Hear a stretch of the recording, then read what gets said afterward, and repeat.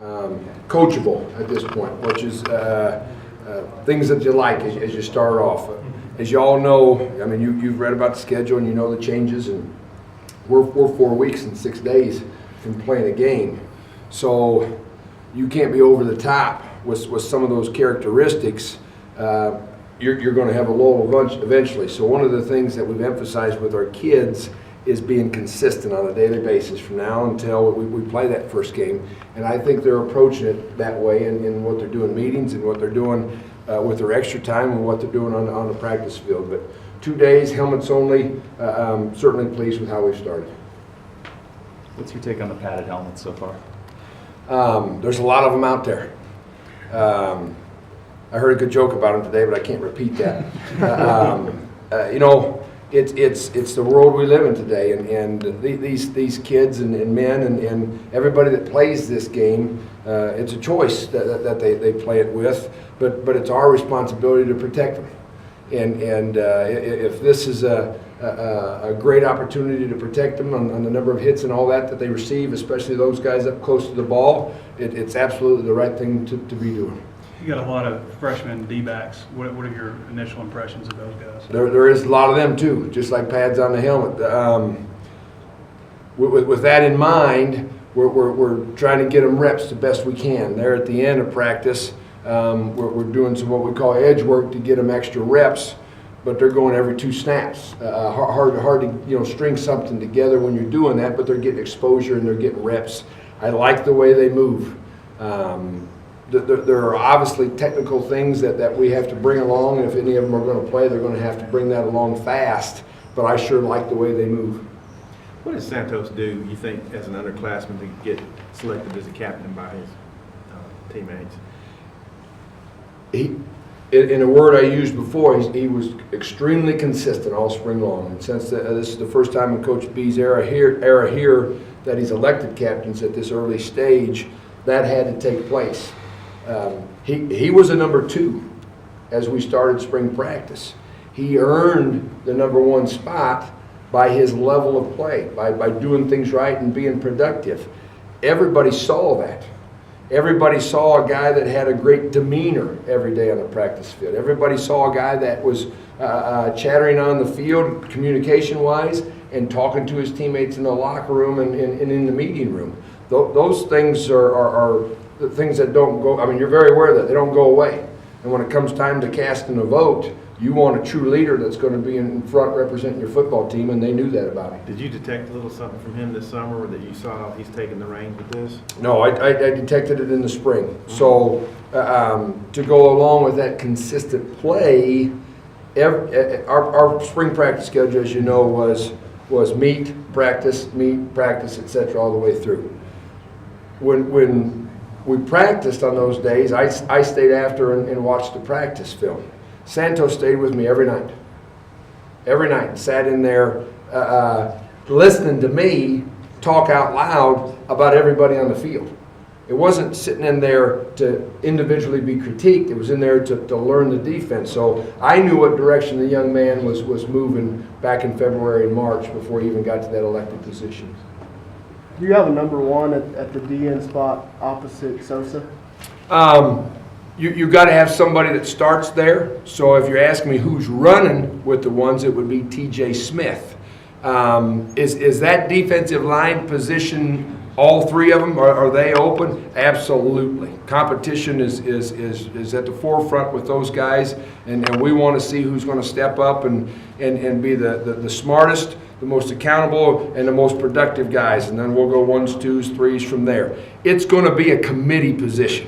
We're going to play a multitude of guys at the ends and the nose position. T.J. Smith is running with the 1s right now. Do you feel like you have a good amount of depth, though, to be able to play a lot of guys? It's one of the reasons why we've switched to a 3-4 system.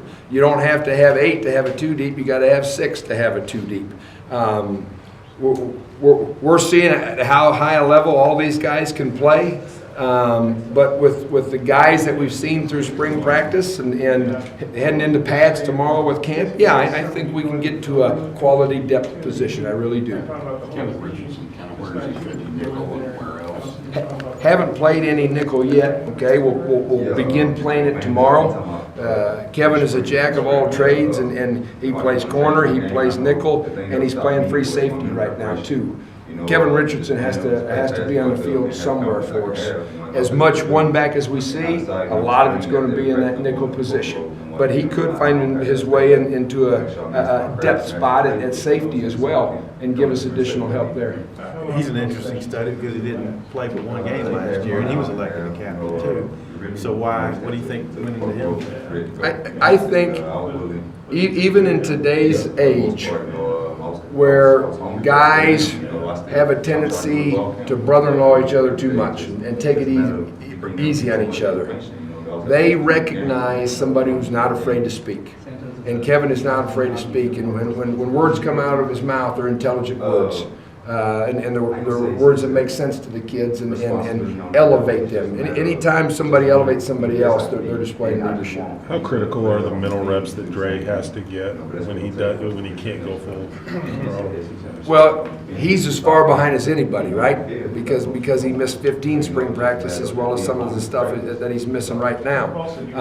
So every rep that Dre gets is extremely important, and we'll be anxious to get him back full speed where he's fitting and running and doing the things. He's such a gifted athlete that we fully believe that he'll get it and fit it and do all the things that we need him to do once he gets back to full speed. Looked like D. Walker might have been running one of the inside spots yesterday. Is he still there? What did he do to get up there? He's getting reps there. Kyrie Fisher's getting reps there.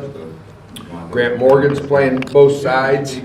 Dre's sitting out some of that, so D's elevated a little bit, but I would not say D. Walker's a number 2 linebacker right now, but we're trying to figure out who is, and in that process, he's going to get reps. How's the Dell challenge responded? They appreciate the growth that I've made. How's the trying to make as well? Oh, I like a senior, like a young man of high morals and high character, which he is.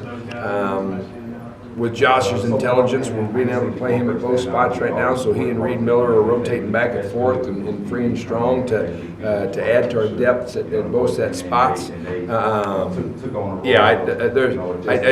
a bat of an eye of how he's reacted any way other than positive. What are your early impressions on Dylan Hayes on the defensive side now? Really liked what he's shown without pads on, and it's hard to get excited truthfully about any position without pads on, but especially the guys up front. Until the pads go on and you've got to do all that with true banging going on. But everything that we've asked without him, he's certainly done. That's exciting. I think Sosa's position to take it to another level. Sosa has to make plays for us. He's a guy that's capable of not only doing his job, but being highly productive at it. There's nothing more in the world that he wants to do than exactly that. So yeah, I think he can get there. He's not there yet, and he knows that. I think there's a different level of maturity with Sosa than he had a year ago, and that excites me. I see leadership also out of Sosa on a daily basis right now. What's the installation of your defense, reinstallation, and maybe putting some other stuff in? What does that look like the next couple of weeks? Well, it's moving faster than the spring because it's coming one day right after the next. It will move faster than the spring because we have to get things in for the first game. We're doing it one call at a time right now. There'll be a couple extra things that we add in the next 3 practices as we get to that first full day of full pads. And that's all we're installed through right now. Once we see where we're at that point, then we'll start adding there. But the bulk of what we need that we played in the spring will be in through day 5. I don't know if there's an easy way to do this, but when you run a 3-4, you put it on a chalkboard. What are the key precepts? Like what has to take place on a snap-by-snap basis for it to be successful? Well, I can tell you exactly. The nose guard's got to have his hands on the center and take care of his A gap. The end's got to have their hands on the tackle and they got to take care of the B gap. Our outside linebackers got to set the edge on anything that comes at them and be involved in the quick passing game. Our linebackers got to go where the backs go, and our secondary can't let people behind them. If 11 guys are doing those things on a play-by-play basis regardless of the call, we got a chance to play good competitive defense. You got a lot of those newcomers that are playing cornerback. Do you foresee any of them trying safety? We'll see. We'll see. They were all recruited to play cornerback for good reason because they have this skill or they have that skill. Obviously, we have a number of them, so potentially they could help us at the nickel spot as well as maybe they do become safety. Maybe they realize because there's so many corners and there's some lack of depth at the safety position, one of them says, you know, hey, coach, try me there. But we're going to see who surfaces as the best corners of the group, and then we'll go from there. Paul, tell me about the magic stick. The final step. Is that what you're talking about, Clay? So, and when we teach tackling, the number one thing, you're getting back to the pads on the helmets, is we want to keep the eyes up. We want to keep the headgear out of tackling. So to be a great tackler, I got to take my hips all the way to the ball carrier. And to do that, I got to take the extra step, and I want to get to the point where I'm stepping on his toes, which brings my hips all the way to the ball carrier. To practice that without pads on, one of the things we work on is like people used to play in their backyard touch football, is we play two-hand touch, but we do it with our palms up, and we do it below the waist. And in instituting that puts us in a great tackling position to execute a form tackle. We'll carry that over once we get into the pads where we're actually thudding the ball carrier up. I heard that phrase today. Right.